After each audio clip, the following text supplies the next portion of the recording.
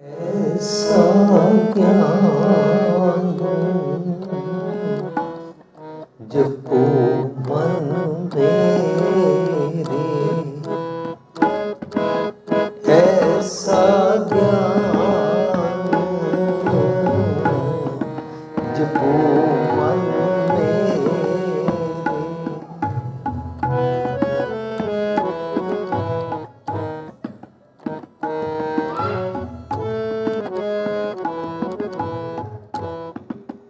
ऐसा ज्ञान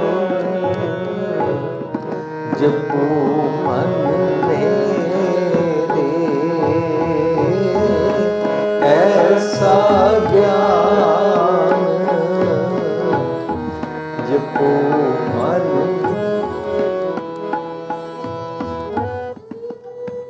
हो चाकर साचे केरे, हो चाकर साचे केरे, ऐसा ज्ञान जपो मन में, ऐसा ज्ञान जपो मन में।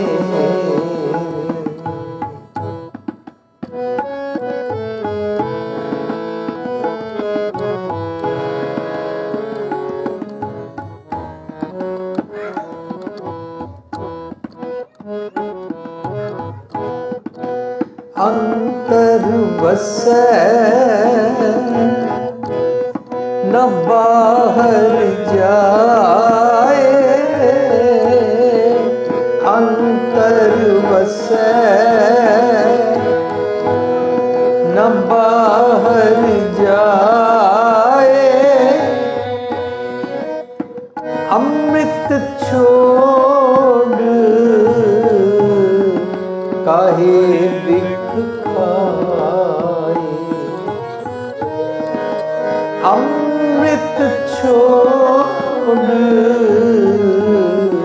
काहे बिख खाए, ऐसा ज्ञान जपो मन में।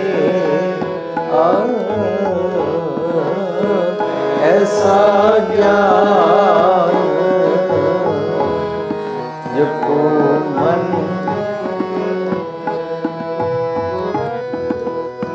हो चाकर साचे केरे,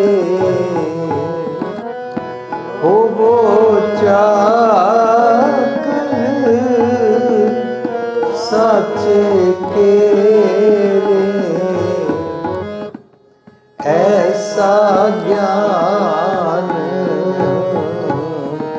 जपो मन में, ऐसा जपो मन में।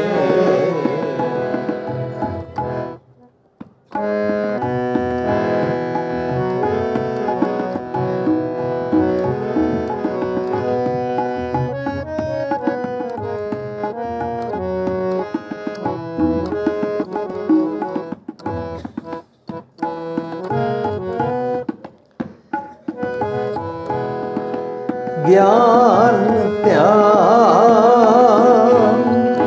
सब कोई रवै, ज्ञान त्याग सब कोई,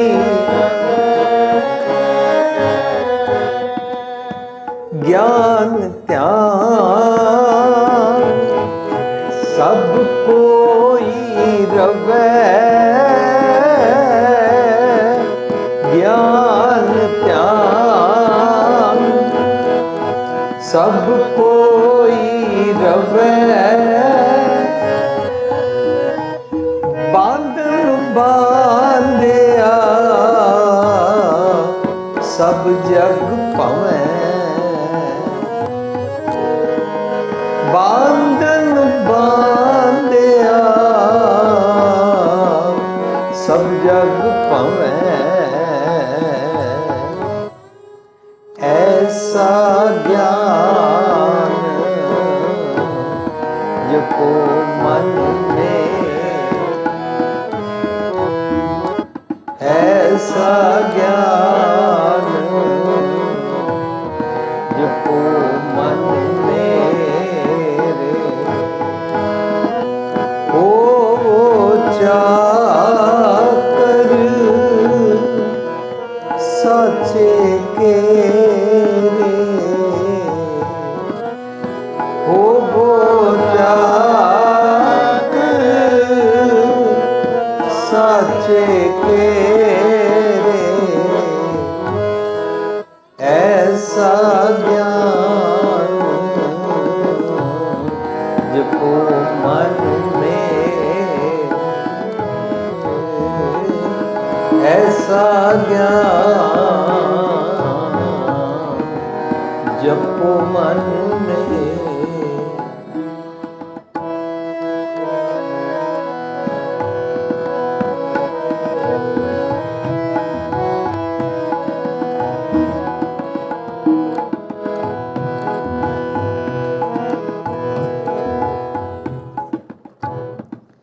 सेवा करे सुचा कर होए,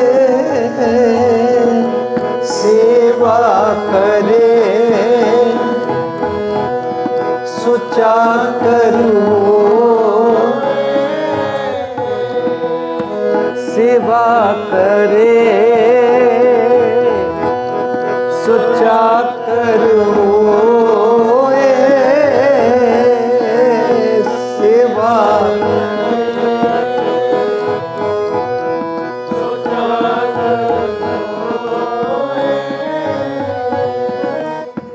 जल थल महियल रब रे आसोई, जल थल महियल रब रे आसोई, ऐसा ज्ञान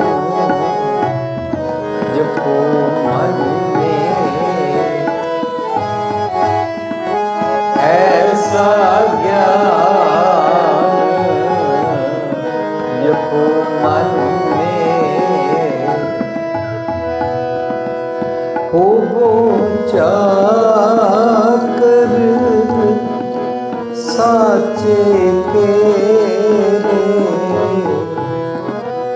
हो चाकर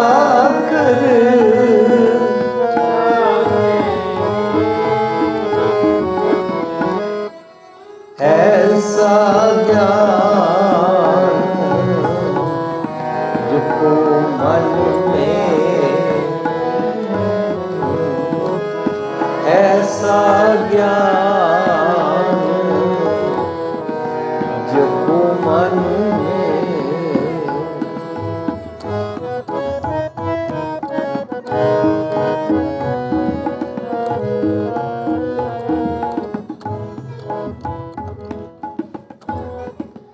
हम नहीं चंगे बुरा नहीं कोई, हम नहीं चंगे बुरा नहीं कोई, प्रणवत नानक तारे प्रणवत नानक तारे सोए, ऐसा ज्ञान जपो मन में, ऐसा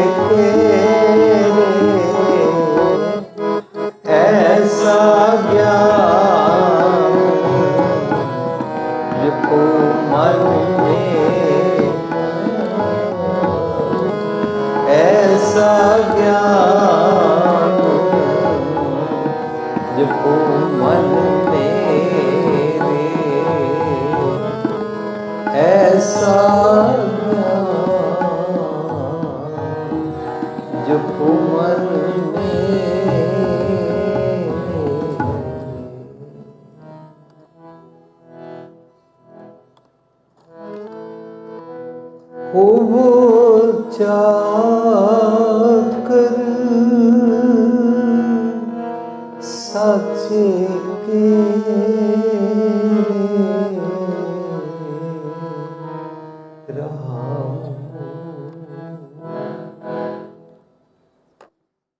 प्यारी साध संगत जी,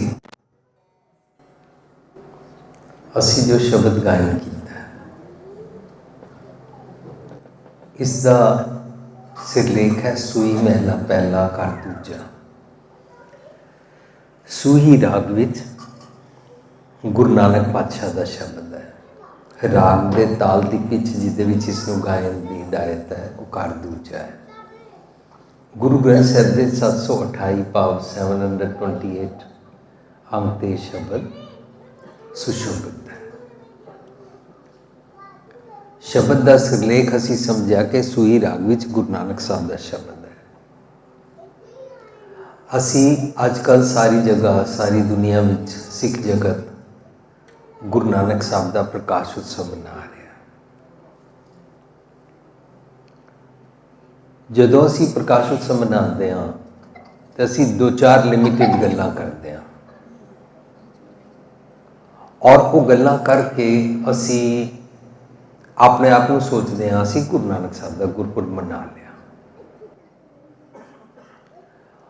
और सानू खुद नहीं पता होंदा गुरु नानक साहब ने की सानू संदेश की दिता, सुनिया की दिता। असी एक गल करते हैं बाबे मक्का फेरिया 1000 गल्लां वरताई, मक्का फेर दिता, उहदे नाल मेरे जीवन का कोई ताल्लुक बनया नहीं। फिर गुरु नानक साहब ने पंजा लाया, वो गल भी असी सुनी, सदियां तो असी सुन रहे हाँ, सारी दुनिया नूं भी असी सुनाई। फिर असी इस तो इलावा प्रभात फेरियां कड्डियां, असी उन्हां विच गाया मिट्टी धुंध जग चानण होगा, सतगुरु नानक प्रगटिया मिट्टी धुंध जग चानण हुआ। असी ये गल भी सुनी, सुनाई, गाई, पर धुंध किनू कहंदे ने, चानण की हो गया, इन्हां गल्लां दी सानू कोई समझ नहीं है।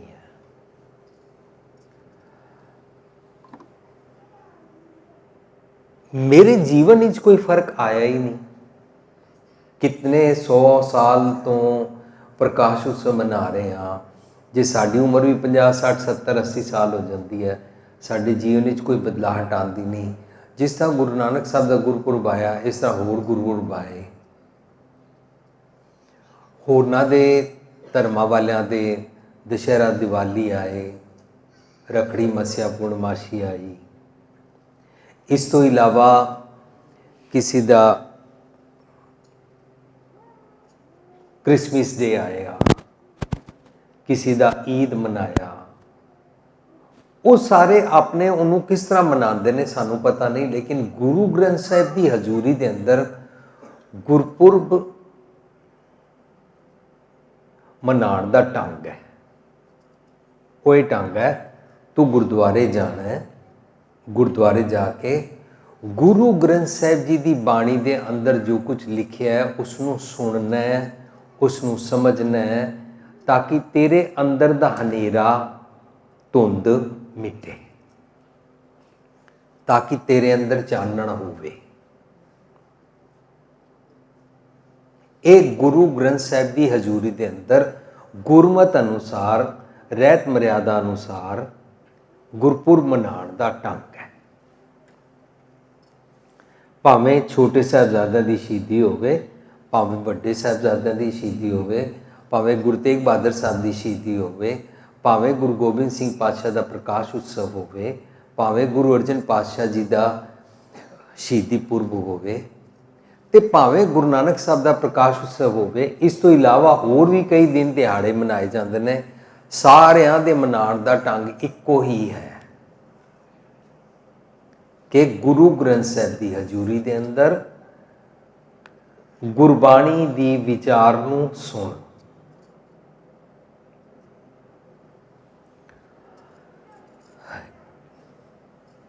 अज तो 7-8 साल पहला मैनू इंडिया जाने का मौका मिला और रेडियो वालियां ने मेरी इंटरव्यू ली और उन्हें मैनू इंटरव्यू पूछया कि गुरु नानक जी जब पैदा हुए तो जन्म पत्री में लिखा था, कुंडली में लिखा था, ये बहुत बड़ा पीर फकीर बनेगा। आपका इसके बारे में क्या ख्याल है? मैंने उन्हें पूछा। लाइव दूरदर्शन का प्रोग्राम सी। मैंने कहा ये आपने कहां से पढ़ा है? हमने तो नहीं सुना।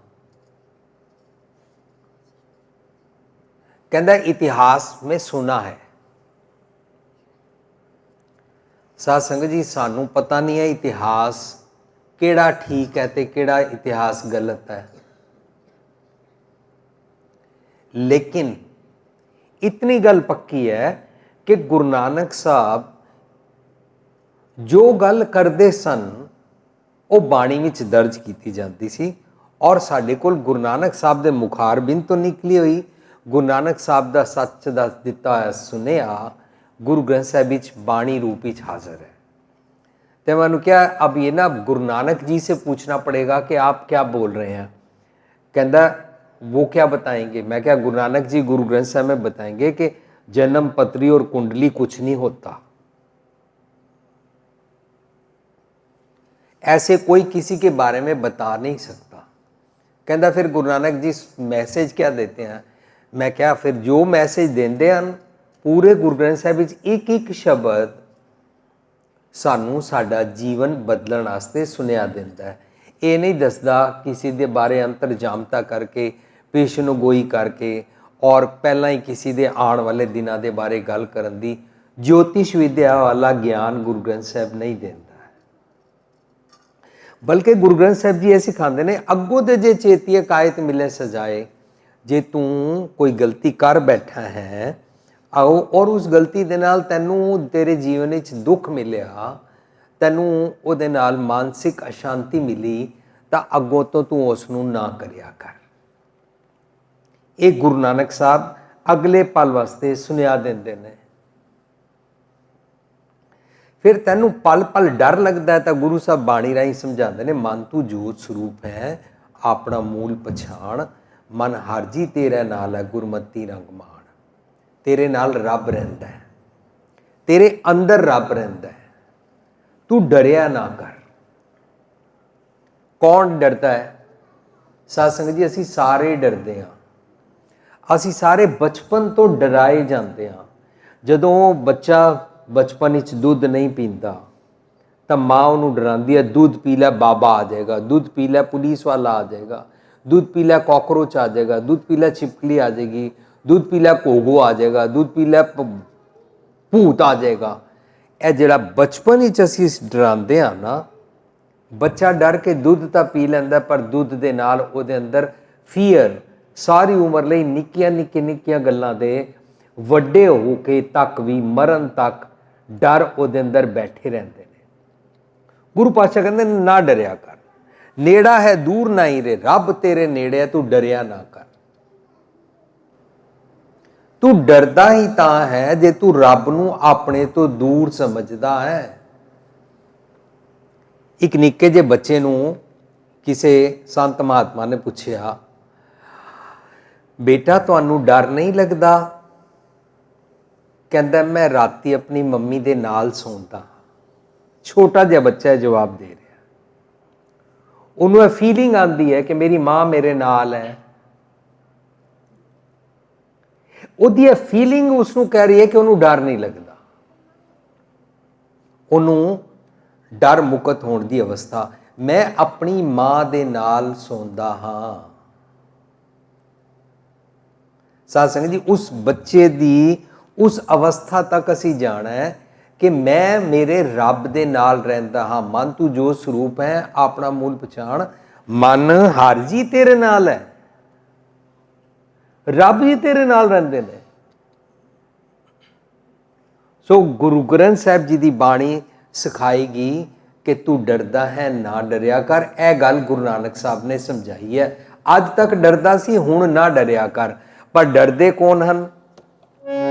डर डर मरते जब जानिए दूर, डर डर मरते जब जानिए दूर, डर डर मर जानिए दूर, डर चुका देखा भरपूर, डर चुका देखा भरपूर। ਜਿਹੜੇ ਰੱਬ ਨੂੰ ਦੂਰ ਸਮਝਦੇ ਨੇ ਉਹ ਡਰਦੇ ਹਨ। ਜਿਹੜੇ ਰੱਬ ਨੂੰ ਦੂਰ ਸਮਝ ਕੇ ਇੱਕ ਇੱਕ ਪਲ ਆਪਣਾ ਜ਼ਿੰਦਗੀ ਦਾ ਗੁਜ਼ਾਰਦੇ ਨੇ ਉਹ ਡਰਦੇ ਹਨ। ਡਰ ਚੁੱਕਾ ਡਰ ਚਲਾ ਜਾਂਦਾ ਹੈ, ਦੇਖਿਆ ਭਰਪੂਰ, ਰੱਬ ਨੂੰ ਹਾਜ਼ਰ ਨਾਜ਼ਰ ਸਮਝਿਆ।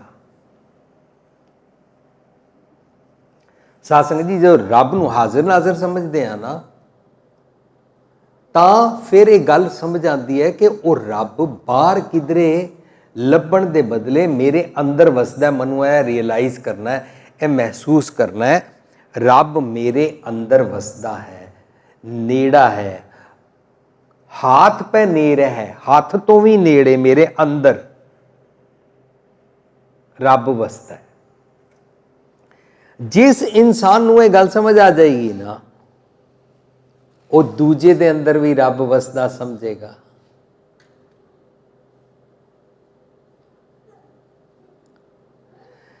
जदों असी किसी नूं कहंदे आ तू मेरा दिल क्यों दुखा रहा, तैनूं महसूस नहीं होंदा कि किस तरह मेरे ते बीतदी होवेगी, तो दूजा मेरे अंदर रब महसूस नहीं कर रहा। जे वो मेरे अंदर रब महसूस नहीं कर रहा और मैनू हर्ट कर रहा है, मेरे बारे भैड़े बोल रहा है, मेरी निंदा कर रहा है मेरे सामने या मेरी गैर हाजिरी विच, बुरा भला मैनू कह रहा है, तो वो ये मन रहा है कि ये अंदर रब नहीं वसदा। लेकिन पहली गल फेल हो गई, एक और वो ये फेल हो गई कि वो अपने अंदर भी नहीं समझदा। उहदी निशानियां ने, असी रब जी दे बनाए बंदे हाँ। जदों असी रब जी दे बनाए हाँ तो उहदे विचकार मैं और मेरी तो कोई है ही नहीं है। मैं अपने आप तो बनया ही नहीं है। लेकिन जदों असी कहण लगदे हाँ असी ते भैड़े, असी ते नकम्मे, असी ते इंज हाँ जी, असी ते उंज हाँ, तुसी बड़े पहुंचे हुए हो, तां असी एक विचकार एक सोकड़ संत जी, एक बाबा जी, एक ब्रह्म ज्ञानी जी खड़ा कर लेंदे हाँ। ए पहुंचे हुए ने, असी पापी हाँ, इन्हां ने विआह नहीं कराया, असी विआह कराया है, असी वोटी बच्चे वाले हाँ, असी मोह माया च पे रहिंदे हाँ, असी इनकम टैक्स की हेरा फेरी करते हाँ, ये तो सारा जप तप करते हैं, इन्हां दे पैरी पै जाओ, ये सानू छुड़ा लैणगे।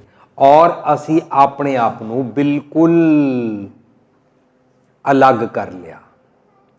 पहला घटिया महसूस कराया अपने आप नू, उन्होंने गिल्टी फील कराना कहते हैं, उन्होंने इनफीरिटी कॉम्पलैक्स विच ले जाना कहते हैं, अपने आप नू बुरा भला कहना शुरू किया क्योंकि अपने अंदर रब नू महसूस नहीं किया सी। जदों अपने अंदर रब महसूस नहीं किया तो दूजे अंदर नहीं वेखांगे, और जदों दूजे अंदर भी नहीं वेखांगे तो फिर शुरू करांगे या तो मैं तेरे तो उच्चा हाँ या तू मेरे तो उच्चा है। ताकि शुरू होएगा जात पात दा वितकरा, ताकि शुरू होएगा जट पापे रामगढ़िया दा वितकरा। ए सारी गल निक्की निक्की निक्की जितनी है ना, यही धुंध है। इस सारी गल बारे समझ आ जाना चानण है। बाबे नानक पातशाह दी गल नूं समझना कि किहड़ी धुंध मिटांदे ने, की चानण करांदे ने। वो कहंदे ने सब मैं जोत जोत है सोए तिस दे चानण सब मैं चानण होए। सारियां भी चानण हो सकता, कोई भी इंसान घटिया नहीं है।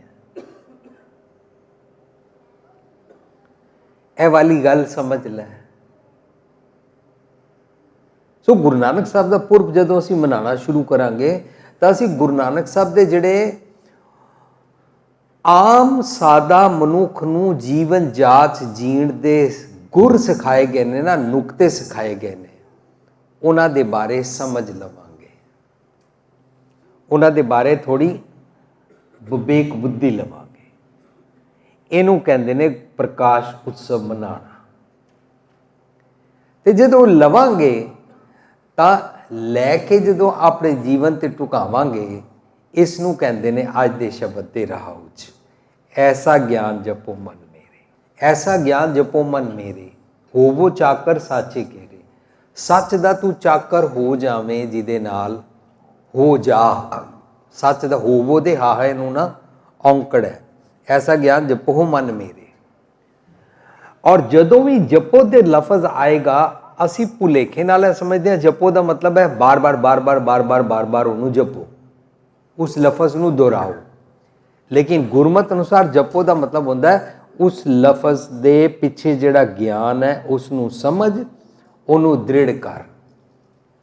ਵਰਨਾ ਜੇ ਅਸੀਂ ਕਹੀਏ ਐਸਾ ਗਿਆਨ ਜਪੋ ਮਨ ਮੇਰੇ, ਤਾਂ ਮੈਂ ਗਿਆਨ ਗਿਆਨ ਗਿਆਨ ਗਿਆਨ ਗਿਆਨ ਗਿਆਨ ਗਿਆਨ ਗਿਆਨ ਗਿਆਨ ਗਿਆਨ ਗਿਆਨ ਗਿਆਨ ਲਫ਼ਜ਼ ਬੋਲਾਂ, ਇਹਦੇ ਨਾਲ ਤਾਂ ਕੁਝ ਵੀ ਨਹੀਂ ਹੋਏਗਾ।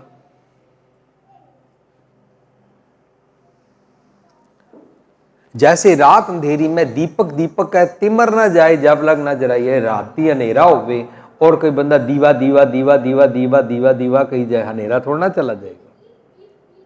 जैसे खांड खांड का मुख नहीं मीठा होए, जब लग जीभ स्वाद खांड नहीं खाई है।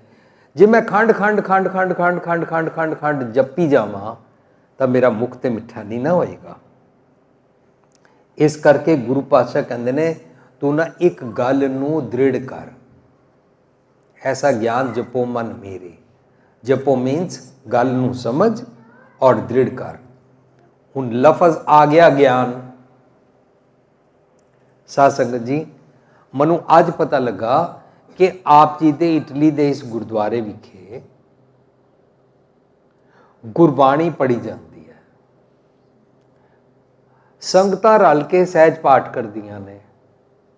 संगतां मैक्सीमम शब्द विचार समझण वास्ते शुद्ध पाठ सिੱਖਦੀਆਂ ने। संगतां नूं व्याकरण समझाई जाती है। ये मैं बड़ा हैरान हाँ कि यह काम भी किया जाता है। मोस्टली तो गुरुद्वारे विच यह काम किया ही नहीं जाता। आओ कीर्तन सुनो, अखंड पाठ की माया दिओ, गोलक च माया पाओ, लंगर खाओ तो जाओ। इत्थों के प्रबंधक मैं सुनिया कि सच की विचार नूं समझाउण वास्ते संगतां नूं कह रहे ने पाठ करके उसकी ग्रामर व्याकरण नूं समझो। गुरु साहब लिखते ने तन तत्ता नन्ना मुक्ता, उसका उच्चारण असीं करते हैं तन। गुरु साहब बाणी अंदर लिखते ने तन तत्ता नन्ना, नन्ने नूं औंकड़, उसका उच्चारण भी असीं करते हैं तन। गुरु साहब बाणी लिखते ने तत्ता नन्ना, नन्ने नूं सिहारी, असी उसका उच्चारण भी करते हैं तन।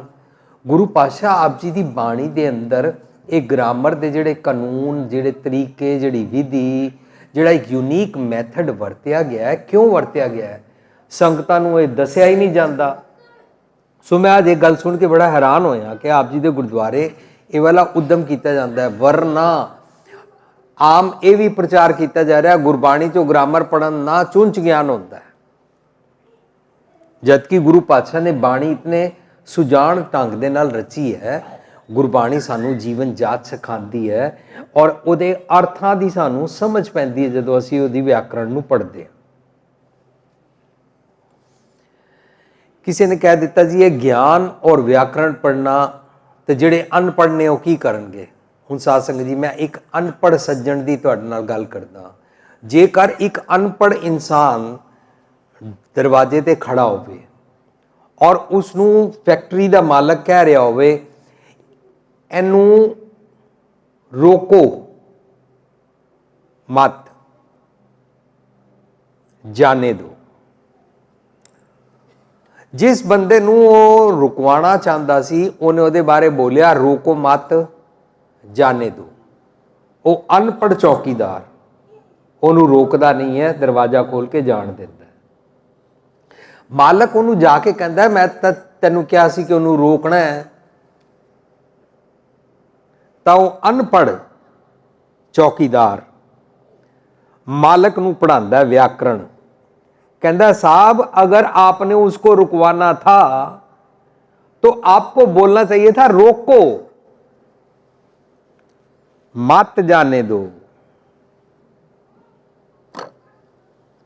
ਅਨਪੜ੍ਹ ਚੌਕੀਦਾਰ ਗੱਲ ਕਰਨ ਦਾ ਢੰਗ ਸਿਖਾ ਰਿਹਾ ਆਪਣੇ ਮਾਲਕ ਨੂੰ।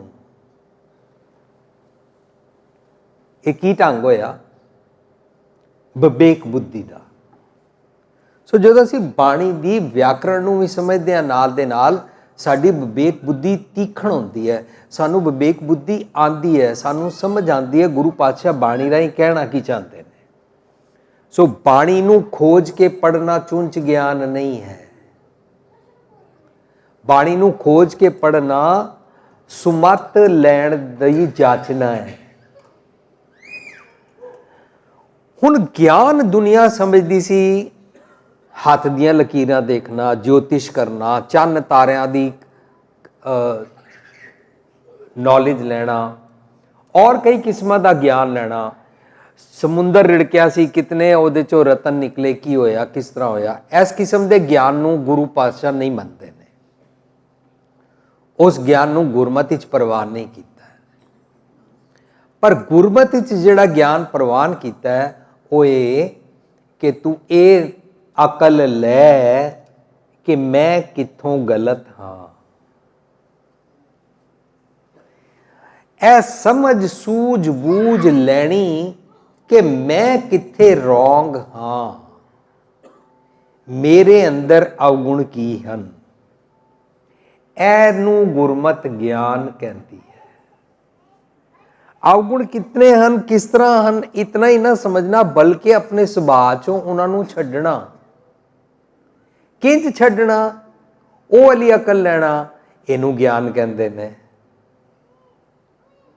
ਪਰ ਸਾਡਾ ਧਿਆਨ ਹਮੇਸ਼ਾ ਦੂਜਿਆਂ ਤੇ ਰਹਿੰਦਾ ਹੈ।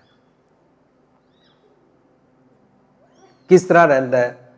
ਅਸੀਂ ਇੱਕ ਦੇਸ਼ ਅੰਦਰ ਸ਼ਬਦ ਪੜ੍ਹਿਆ, ਮਿੱਠ ਬੋਲੜਾ ਜੀ ਹਰਸੱਜਣ ਸਵਾਮੀ ਮੋਰਾ।